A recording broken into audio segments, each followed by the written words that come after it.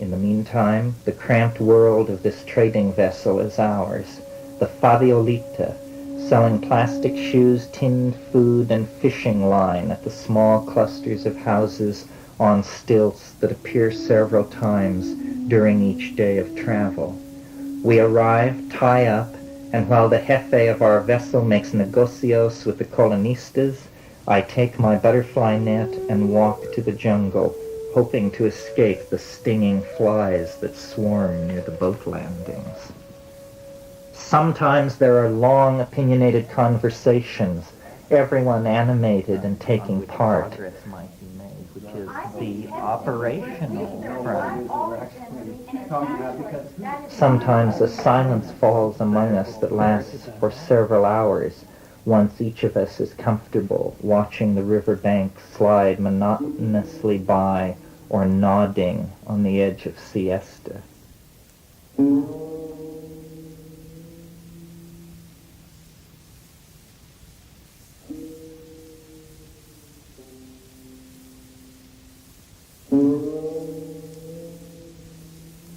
It is February 7th, 1971, a Sunday. Last night we arrived at an unnamed place and spread our mosquito nets and hammocks for the first time in the Amazon. 8 a.m. found us back on a rainy river under leaden skies. The moods of the approach to the secret are many. The air is delicious with oxygen, and the odors which reach us from the passing liana-hung forest change with the frequency and subtlety of a sonata. Brief stops at police inspections and ever more isolated riverside dwellings mark this day as well. Today, after 40 minutes early morning travel, we passed a shallow depression in a clay bank on the Peruvian side of the river. There, thousands of parrots were gathered around a salt source. The sonic shrill of their many-throated voice and their iridescent green bodies cleaving the air heightened the impression of moving in an aqueous Venusian world. We tied up opposite the lick, and some of our crew went across the river to capture some parrots to add to the traders' already large menagerie. With our own small monkey, the non-human population of this ark of fools numbers 2 dogs, 3 monkeys, a kitten, a donkey, a cock, a pig, and a crate of pigeons. Today is the day of the full moon, and tomorrow we will arrive at El Encanto. There, if present plans hold, we will meet Dr. Guzman. The tensions that divide us have also surfaced. Vanessa and Sia, who have very little in common, are warm friends. Is this because I have miffed Vanessa? It is not going well at all. Dennis is very quiet. Dave is worrying about the food. He is a chronic worrier and naive. He seems to have thought that one just takes off one's shoes and goes to an Indian brother and says that one wants to learn the secrets of the forest, and they say, "Come, my son, come with us and you will learn the secrets of the forest." Now that he is actually confronted with the Amazon jungle, he seems a bit taken aback. Animals are falling off the boat into the river once an hour. The captain of the boat hates us because we have to stop to drag these soaking monkeys out of the drink.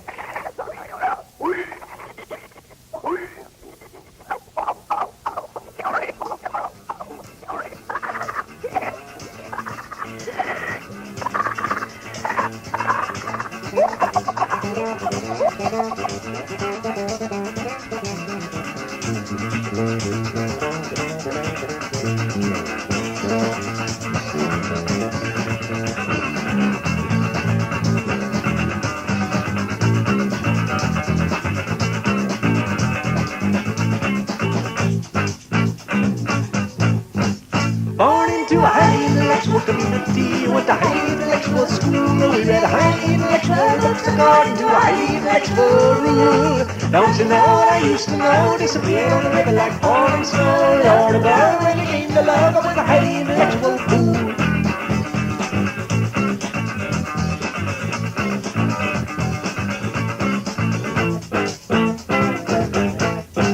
I found a highly respectable job which paid a highly respectable lump. Some of my highly respectable friends and I lived in a highly respectable dump. Don't you see what I used to be? Disappeared on the river, just flowing free. Lord is dry. When I came to life, I was a highly respectable chump.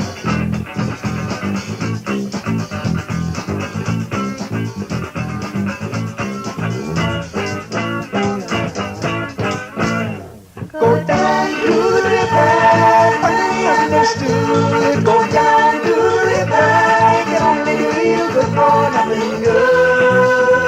They can only do you good for nothing good.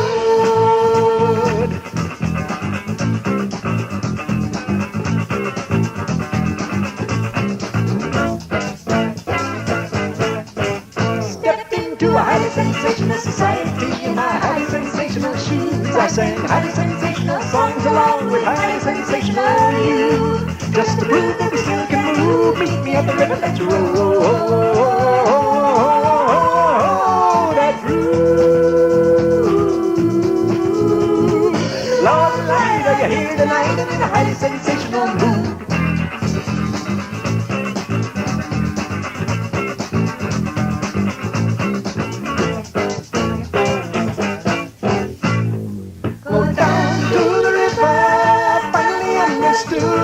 Go down to the river, it can only do you good for nothing good. It can only do you good for nothing good.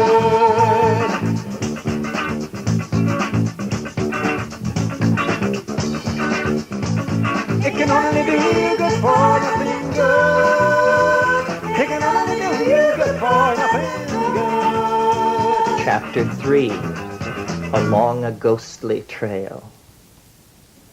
Shortly after dawn the next day, our vessel left the broad course of the Putumayo and turned into the Rio Paraná for the last few miles of the journey to San Rafael, where the boat would leave us. The Paraná more correctly fitted my conception of a jungle river, it being only several hundred feet across at its widest point, with lush vegetation overgrowing the banks and trailing in the water.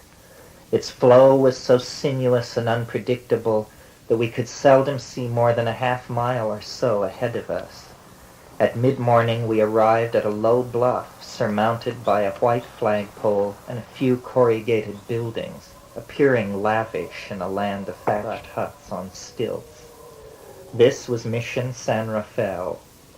We were correctly, if unenthusiastically, received by Padre Miguel. He was thin, Castilian, with deep-set eyes and a barely noticeable palsy that was the result of malaria contracted years before. He had been in the Amazon over 30 years. It was not possible to read from his face what he thought of us. He had seen many anthropologists, botanists, and adventurers pass through, but I sensed that our longer hair and loose manner made him uneasy. His uneasiness increased when I asked about Dr. Guzman. It was clear then, by the stiffening of the old priest's face, that my question had hit a sore point. Nevertheless, we were offered a ride to a point upriver, near a trail inland to San Jose del Encanto. Yes, Dr. Guzman is doubtless there. He passed through on his way to return to his language studies only 3 weeks before, and his wife was with him. The priest's gaze hardened. You may be assured of finding him. We were given lunch by the nun in charge, La Madre being the form of address to the number 1 nun at these missions. While we ate, Ev questioned the priest more carefully concerning La Chorrera. Yes, the trail took 5 days for a fully loaded expedition to traverse. We anticipated the need for porters to help carry our equipment. Padre Miguel said that we would get some help in San Jose, but that now was the time of hunting, and men would be reluctant to leave the hunt to hire into an expedition going to La Chorrera. We were determined not to be overburdened with equipment on the last leg of the push to reach La Chorrera, so after lunch we sorted all of our equipment once again. Books were relentlessly left behind.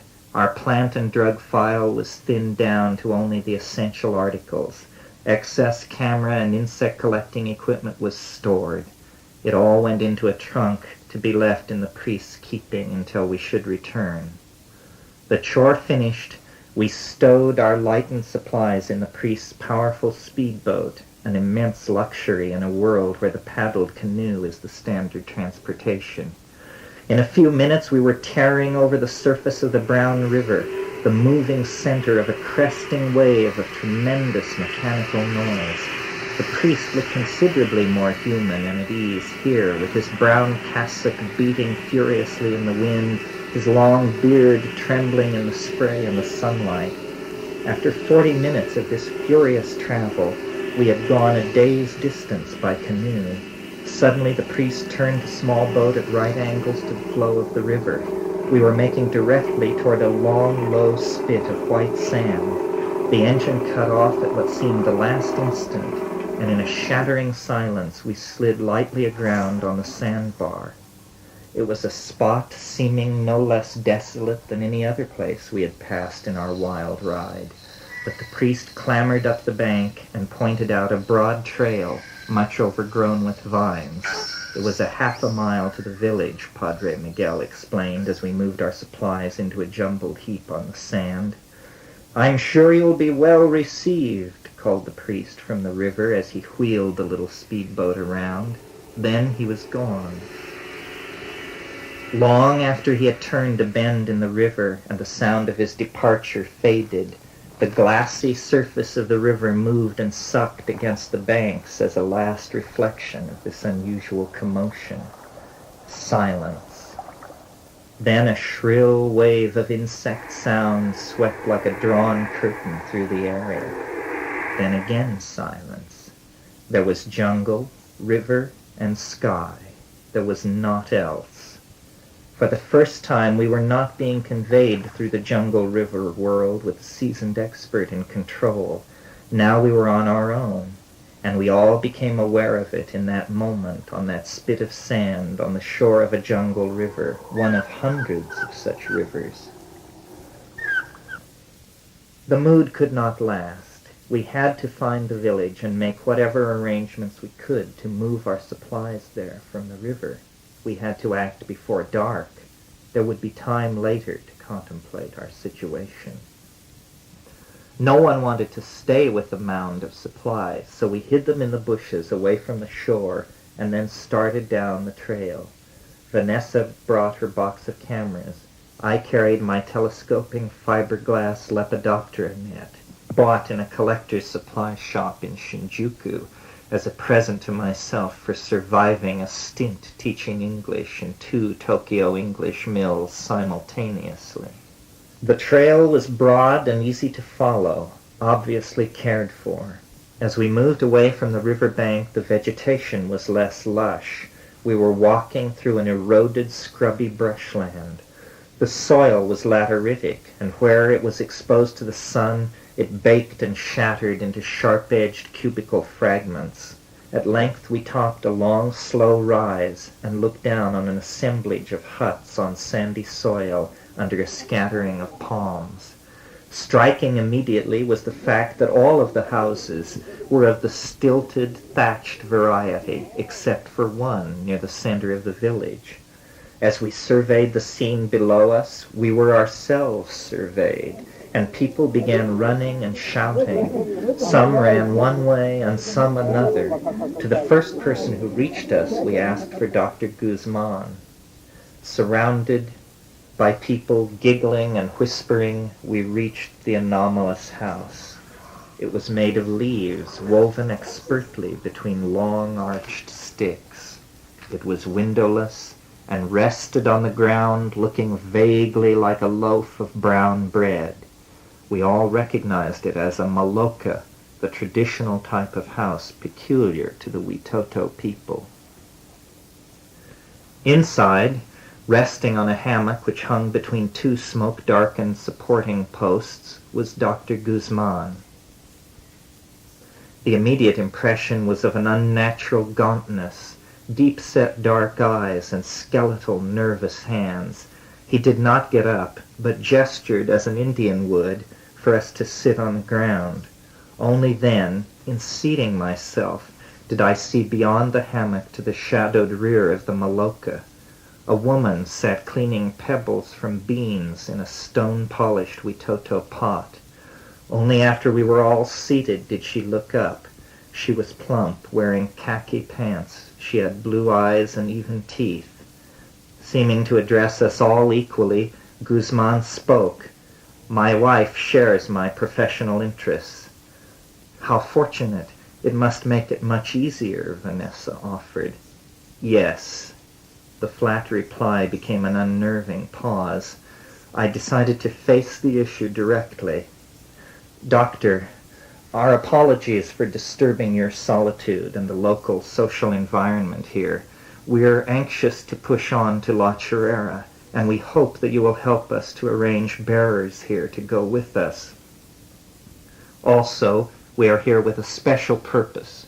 I refer to the Varroa hallucinogens that you reported to Schultes.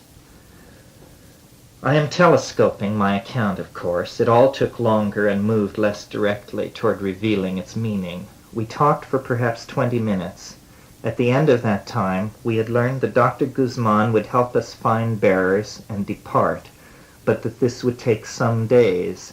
We learned that Guzman was an ardent structuralist, Marxist, and male chauvinist, that his involvement with the Witoto approached being a mania, that he was regarded by his colleagues back in Bogota as slightly bonkers. He gave us no encouragement that we would find the Ukuhe, which he said was a secret of the man that was slowly dying out. At the end of this discussion, our small party and a dozen of the village people walked back to the river with us and helped us carry our gear to a run-down, unused hut on the edge of the village.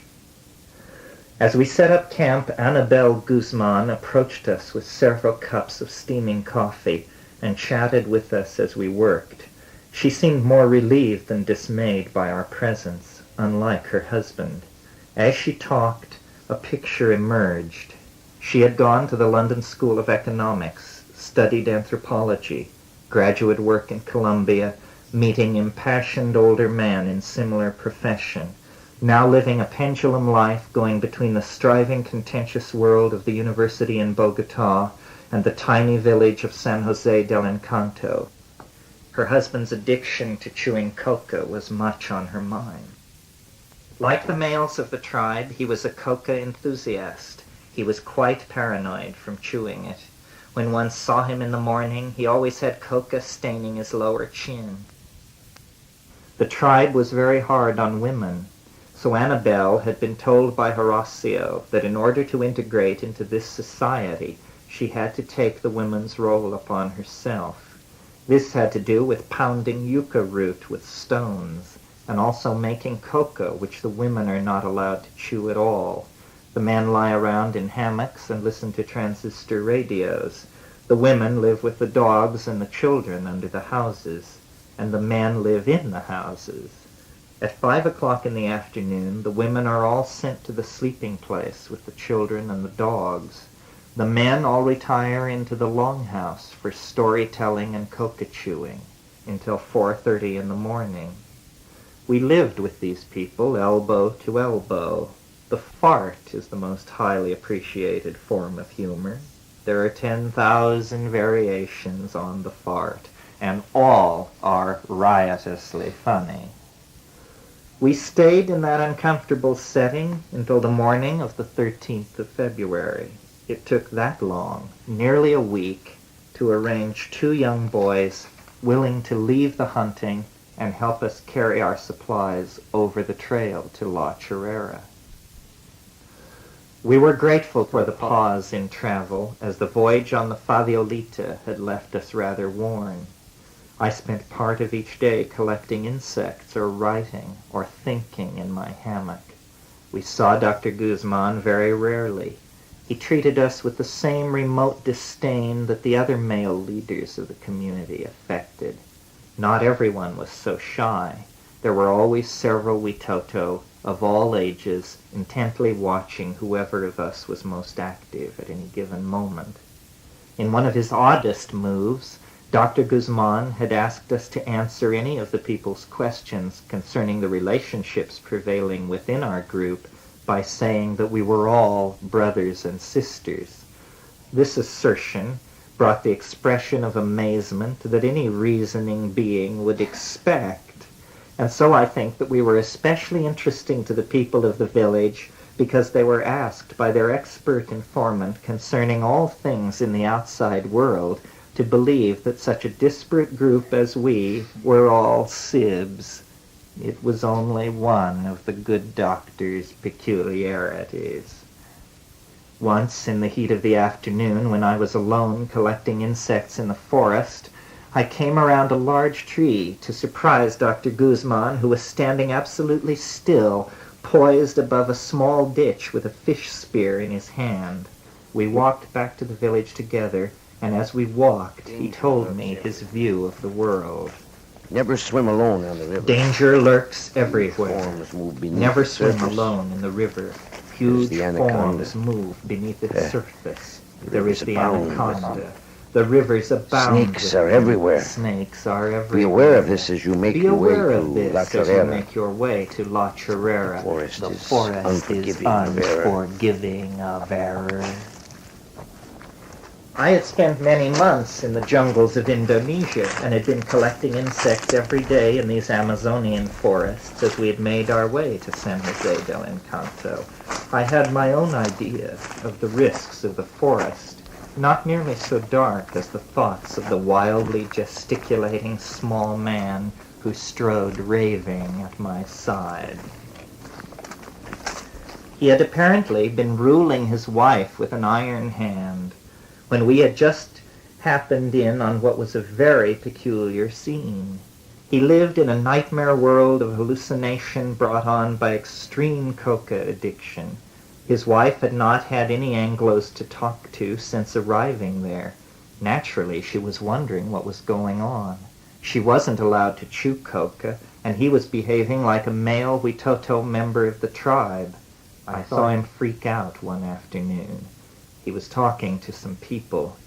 It is a very macho culture, and your woman is always expected to be right there. There was a small group talking, and it developed that they needed a machete. And he stood up and said, "Annabelle!" Annabelle! She didn't come. And he yelled again, Annabelle! "Annabelle!" He wouldn't go look for her. Annabelle! He was just standing there, and all the people were standing looking at each other. He kept calling, and finally she came. Annabelle! He was by that time white with rage, and he was shaking. "Get the machete!" he roared in exasperation. After about 5 days or so, Sia developed an abscessed tooth. His teeth were rotting out of his head, and we gave him all the codeine we had. It was intended to last us 3 months. There were incidents.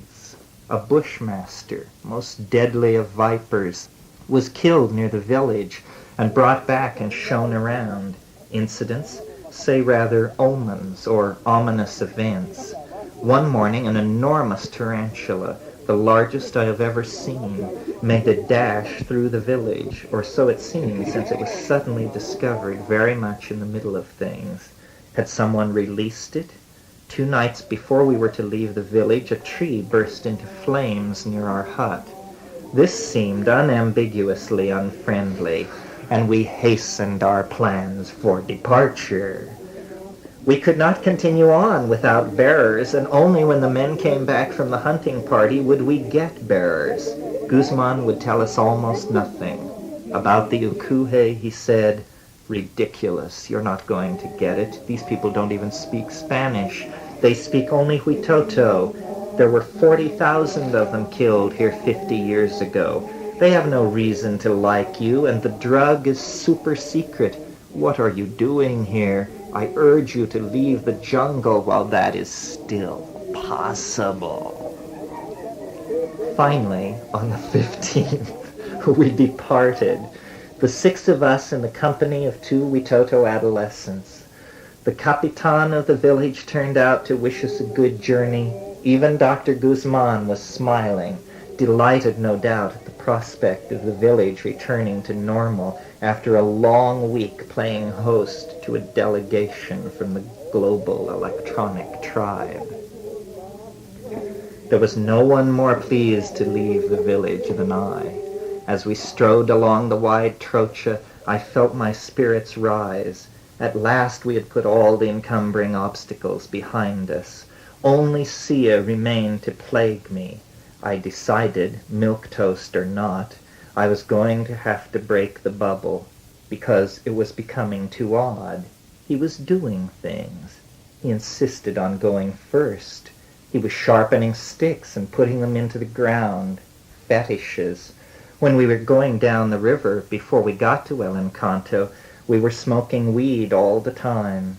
He would just sit staring for hours and hours, and I finally understood that he was probably going to kill me, and that he was completely deranged. That, strange as it may seem, it was my fate that I was going to be bumped off by somebody's old boyfriend who was psychotic, who had somehow sneaked into this Amazon expedition. At this realization, I stopped on the trail and observed something to the effect that he was the world's most outrageous jackass. In other words, I just pitched the shit into the fan. We were going to punch each other out right there. Vanessa was yelling and shoving. We Toto bearers were standing around open-mouthed. It was a standoff, but as the day wore on, Sia decided to turn back. Actually, he had no money. He was also in terrific pain. There was no reason for him to be there. He was really disturbed and was capable of anything. The stress of isolation and bad food can push a healthy person to the edge. He did chew coca, but that didn't cut the pain. He needed medical attention. Around us, the jungle. Ahead of us, the secret. After Sia's departure, I hefted my butterfly net and felt very Van Veenish as we wended our way toward La Chorrera under the liana-tangled canopy of the climaxed Amazonian forest. Iridescent morphos would occasionally be surprised lounging languidly on broad leaves overhanging the trail. They would start upwards suddenly, an amazing show of watery, splendrous sapphire quickly lost in the gloomy heights. We set a brisk pace as we moved along. I turned over in my mind the seemingly prophetic lines of the apocryphal American poet John Shade. That rare phenomenon, the iridule, when, beautiful and strange, in a bright sky above a mountain range, one opal cloudlet in an oval form reflects the rainbow of a thunderstorm which in a distant valley has been staged, for we are most artistically caged. That night we made our camp at a thatch-roofed shelter with a marker that indicated we had come 25 kilometers during the day. We ate well that night, and in the morning we were back on the trail as the ground fogs of dawn departed. It was a day of hard work, carrying the heaviest loads by a method that allowed each person 2 hours on and then an hour off. It was quite a physical feat. I think that we were already feeling the effects of the phenomenon, but it is impossible to say. We didn't eat. The women announced that we would eliminate breakfast and lunch. It was their decision since they were doing the cooking, and it was impossible to make a fire because the Amazon jungle is so damp. It was too much of a chore. We would get up at 4:30 in the morning, have coffee, and walk 25 kilometers until about 3:30 in the afternoon. It was an ass buster, absolutely. It was up and down, up and down. We would arrive at a river to find no bridge. We would have to figure out how to cross. We had to be aware of the possibility of the bearers stealing something or deserting us. In spite of the exertion, it was a day of exquisite immersion in the sense of the truly immense and vibrant forest through which we were passing. All day long we pushed forward against our flagging energies. At last we reached a shelter similar to the one we had used the night before. It was set on the top of a small hill, just beyond a rude bridge arcing a small river. After dark, around the fire, we anticipated a total eclipse of the moon, said to be due that night. The Witoto bearers ate their own food apart from us, friendly but distant.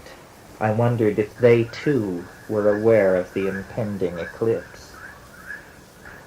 Sometime in the dead of the night, I awoke in my hammock, and after listening to the seething night, pulled on my boots and silently made my way to the bluff of the little hill overlooking the bridge. The river and the way along which we had toiled in the fading light of the late afternoon. Now all was transformed. The jungle eerily silent very suddenly. The moon washed orange-red, the eclipse in progress and near totality. The scene and the feeling was profoundly other. Alone in an immensity of jungle, we seemed the witness to the emergence of strange dimensions, the clash of unearthly geometries, lords of places unseen and undreamed of by man. A few miles away, rain was falling from a cloud standing still in the sky. Nearby foliage glistened black with orange highlights. Unknown to me in that moment was that the eclipse that had drawn me as a lone observer from my hammock to this eerie scene was at that same rough instant triggering a groaning shift of billions of tons of impacted rock along the San Andreas Fault in Southern California. Chaos was breaking out in the hell city of Los Angeles. In a pitiless cartoon, we may imagine the pop-eyed denizens in beehive hairdos pouring out under incandescent lights into choking pollution to wail their hysteria to mobile news teams. I knew nothing of it, and so returned to my hammock oddly cheered and exalted. It had seemed a portent of great things. Toward the afternoon of the fourth day, the bearers were visibly in anticipation of arrival at La Chorrera. During one of our breaks, Vanessa pointed out a rainbow that lay directly over the path we were traveling. The appropriate jokes were made, and we hoisted our loads and hurried onward. In a few minutes we were walking through secondary forest, and shortly thereafter emerged on the edge of a huge clearing of rough pasture land. The mission buildings could be seen at the opposite side of this expanse. As we started across the open space, an Indian came to meet us. He and we spoke haltingly in Spanish. He spoke to our bearers rapidly in Witoto, and then started off with us in the direction from which he had come.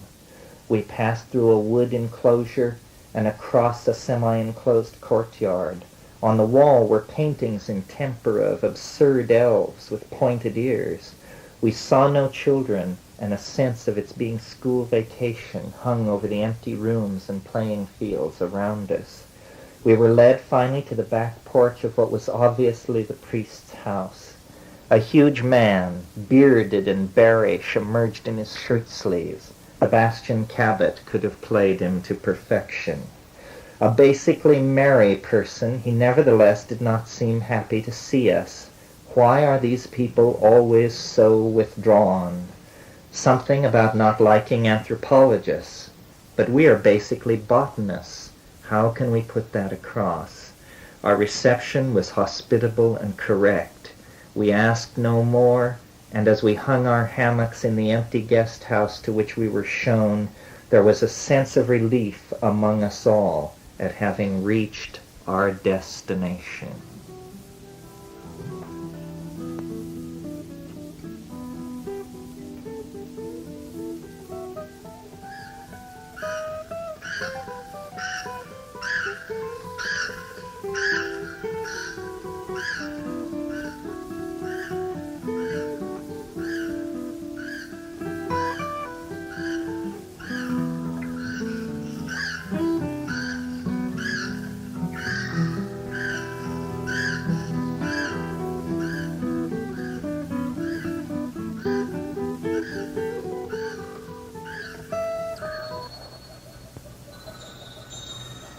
Chapter 4, Camped by a Doorway.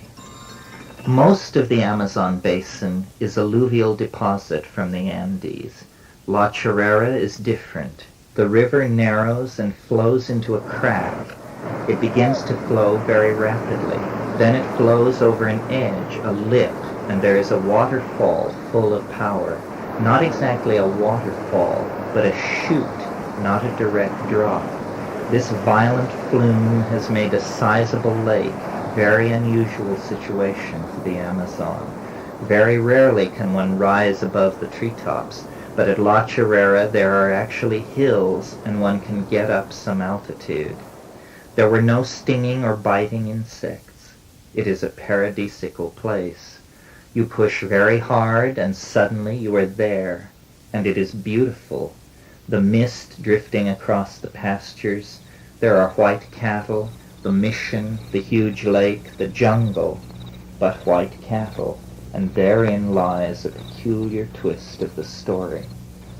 The afternoon following our arrival, at the edge of a large pasture cleared at the order of the succession of Spanish priests who had managed Mission La Chorrera since its establishment in the 1920s, I held and turned over in my hand perfect specimens of the same species of mushrooms whose lone representative I had eaten near Florencia. In the pasture before me were dozens of these mushrooms. After examining several, my brother pronounced them Stropharia cubensis, one of the largest, strongest, and certainly the most widely distributed of any of the known psilocybin-containing mushrooms. What to do? Our expedition's thinned-down drug and plant file was concerned with flowering plants, not with fungi. We had no data on the proper dosage of psilocybin, but collectively seemed to remember that in the Oaxacan mushroom rituals described by Gordon Wasson, the mushrooms are eaten in pairs, and several pairs are consumed. We determined to eat 6 mushrooms each that same evening. My journal entry for the next day spoke clearly. 23 February 1971. Are we indeed now in some way camped on the edge of another dimension? Yesterday afternoon, Dave discovered Stropharia cubensis in the damp pastures behind the house where we have hung our hammocks. He and I gathered 30 delicious psilocybin-saturated specimens in about half an hour. We all each ate approximately 7 and spent last night on an enormously rich and alive, yet gentle and elusive trip. In between strange lights in the pasture and discussion of our project, I am left with the sense that by penetrating the local psychedelic flora this way, we have taken a giant step toward deeper understanding. Multifaceted and benevolent, as complex as mescaline, as intense as LSD, the mushroom, as is said of peyote, teaches the right way to live. This particular mushroom species is unclaimed, so far as I know, by any Aboriginal people anywhere, and thus is neutral ground in the tryptamine dimension we are exploring. Through this unclaimed vegetable teacher, one can gain entry into the world of the elf chemists.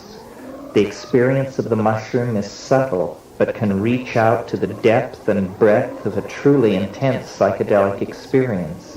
It is, however, extremely mercurial and difficult to catch at work. Dennis and I, through a staggered description of our visions, noticed a similarity of content that seemed to suggest a telepathic phenomenon or some sort of simultaneous perception of the same invisible landscape. A tight headache accompanied the experience in its final stages, but this was quick to fade, and body strain and exhaustion often met with in unextracted vegetable drugs is not present. This mushroom is a transdimensional doorway which sly fairies have left slightly ajar for anyone to enter into who can find the key and who wishes to use this power, the power of vision, to explore this peculiar and naturally occurring psychoactive complex.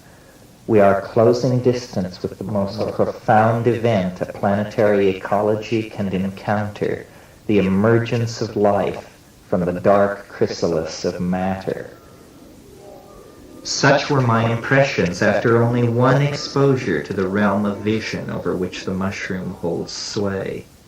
The reference to strange lights in the pasture should be explained, since perhaps it has some bearing on some of what followed. After we had eaten the mushroom and an hour had passed and everyone had become comfortable with the pleasant plateau of hypnagogic imagery, someone initiated a discussion. It was Dave or Dennis. Dennis, I believe. He said that we were now loaded in the home territory of the secret, and so should not remain in the confined space of our dwelling, but move out into the foggy night, the warm enfolding fog over the pasture. Discussion. Not all should go. A delegation. Who should it be? Dennis nominated Dave and myself, calling Dave the least skeptical, me the most. Vanessa objected to me as most skeptical, suggesting instead that Dave and Dennis should go. I heartily agreed, not actually wishing to visit the dark and dewy pasture myself, and having no faith, so skeptical was I, in the transcendental potential of the errand. Off they went, first loudly proclaiming the total enveloping power of the ground fog, and then, in a theatrically absurd short time, and from off stage, they hollered out that they saw a hovering diffuse light in the pasture nearby. Investigation pursued. Hollering continues but fades. Light persists. Diffuseness persists. I decided it was time for cooler heads to intervene. Off into the enfolding wettish night I went. I crossed carefully through the barbed wire, wet to my fingers, but warm seeming even at night, so steamy as Amazonas. Once united with Dave and Dennis, I found the situation far closer to their description than I expected. There was a dim light on the ground a few yards away. It seemed to retreat slightly as one walked toward it. We moved in its direction for several dozen meters in a series of short advances. At that distance we felt far from our companions back at the house and enveloped in dense, drifting fog. We can follow this light, but we better not get too far away or we will get lost because we don't know the area at all. It was Dave pleading for a retreat, but we continued to follow it. Sometimes it would seem as though it was just 20 feet ahead of us. It seemed as though it was hovering in the air, but then it seemed as if it had fallen into the grass. The light would come filtering back through the grass. We would run forward, and then it would be ahead again in the air. Finally, we decided to go no farther. As we turned to depart, I seemed to see a flickering in front of the diffuse light that to my mind suggested someone dancing before a fire. Thoughts of UFOs left me, and I recalled instead the ominous incidents preceding our departure from San Jose del Encanto. Was this a shaman dancing around a small fire? Was it something to do with us? No understanding was ever shed on this incident, but the general eeriness of it anticipated all that was to follow. But the words of my journal entry are revealing. I speak matter-of-factly of gaining entry into the world of elf chemists. I call the mushroom a trans-dimensional doorway and link it to a transformation of life on the planet. A younger, more naive, more poetic self is revealed, a more intuitive self at ease with proclaiming wild unlikelihoods as hallucinogenically derived gnosis. Very little has changed. Then I was eager to be convinced by demonstration, and demonstration was given. I was changed, and was obviously eager to be changed.